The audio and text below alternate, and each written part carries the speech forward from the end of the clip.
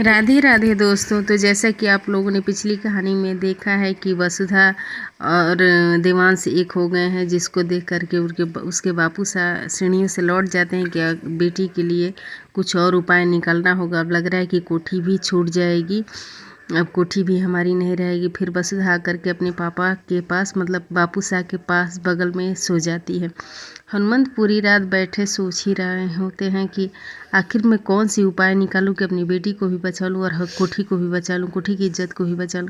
सुबह हो जाती है, वसुधा बासी फूलों के साथ खेल रही होती है, जैसे कि देवांश का दिया हुआ गिफ्ट, हर चीज़ एक चीज़ गिफ्ट को देख रही होती, हर लम्हों को याद कर रही होती। जैसे कि एक बार देवांश ने उनको फूल दिया था, उसको भी बुक में रखी हुई है, उसको देख रही होती है, सूंघ रही होती है कि आपके प्यार की खुशबू हमारे रूम में बसी हुई है। जैसे कि एक पायल दिए होते हैं, इस पायल की खनकार बजा करके देखती है कि आप हमको पायल दिए थे देव सर, इन यादों को मैं भूलूंगी नहीं, इन यादों को हर एक लम्हे को सजो करके मैंने रखा है, इनको मैं अपने आप से दूर नहीं करूंगी।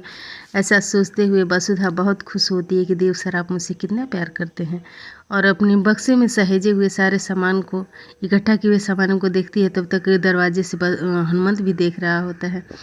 फिर ये क्लिप एक था, उसको भी देख रही होती है कि ये हनुमंत उसका दिया हुआ है। फिर उसके बाद निकालती है, जिसको देख कर के एक ऐसी चीज़ जिसको देख कर के हनुमंत के होश ही उड़ जाते हैं।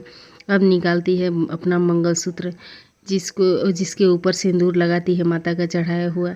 ये देख कर के हनुमंत के होश ही उड़ जाते हैं और उनको समझ में नहीं आता है कि अब मैं क्या करूं। इनकी तो शादी भी हो चुकी है और हमें पता भी नहीं है, कोठी वालों को भी पता नहीं है, हमको गुमराह किया गया है। अब मैं क्या मुँह लेके कोठी जाऊंगा और क्या मुँह लेके चंद्रिका हुकुम को अपना मुँह दिखाऊंगा। ये बहुत बुरा किया इस छोरी ने, अब मैं क्या करूँ इसके साथ। अभी तो मैं यही सोच रहा था कि कुछ चल रहा है, प्रेम प्रसंग चल रहा है, लेकिन यहाँ तो बात बहुत बढ़ गई है। और ये सोच करके हनुमंत बेहोश हो जाते हैं और हवेली से डॉक्टर आता है, आकर के इनका चेकअप होता है।